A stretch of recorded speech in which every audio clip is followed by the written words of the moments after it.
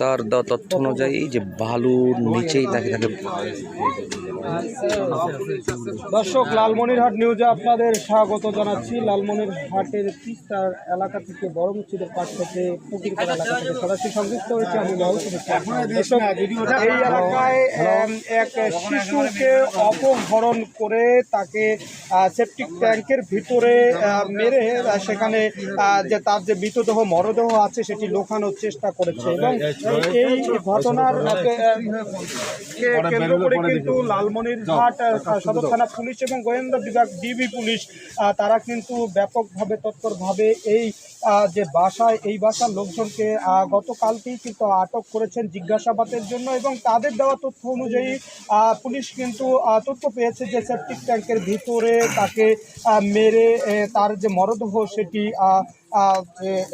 লুকানোর চেষ্টা করেছে এবং আলামত ধ্বংস করার একটি প্রক্রিয়া করেছে। আমরা যতদূর জানতে পেরেছি যে সে শিশুটি অপহরণ হয়েছে তার বাসা এই যারা অপহরণ করেছে তাদের বাসা প্রায় কাছাকাছি এই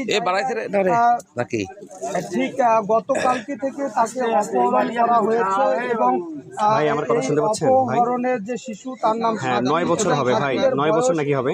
9 বছর। আমি লাশ বের হয়ে লাশ দেখাবো না, এখানে আছে ভিতরে পোতানো আছে, এটা খুঁজতেছে।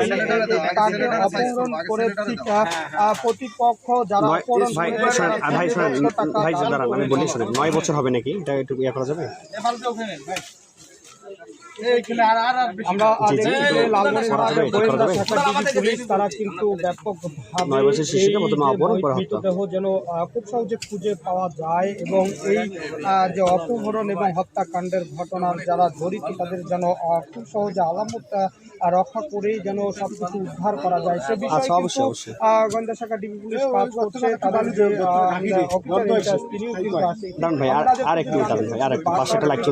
পাশেই এই পিছনের জায়গাটিতে অপহরণ করেছে। আমরা স্থানীয় মানুষের সঙ্গে একটু ভিতরে গিয়ে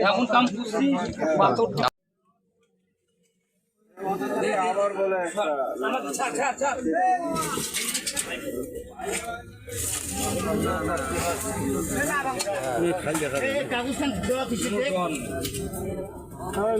ভাই ওইটা থাকলে তো ওটা হবে না, ওটা গর্ত করলে তো ওটা থাকতো না।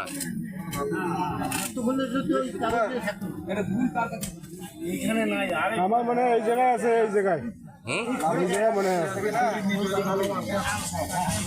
মাটি তো নরম আছে তো মাটিতে শুনতে পারি।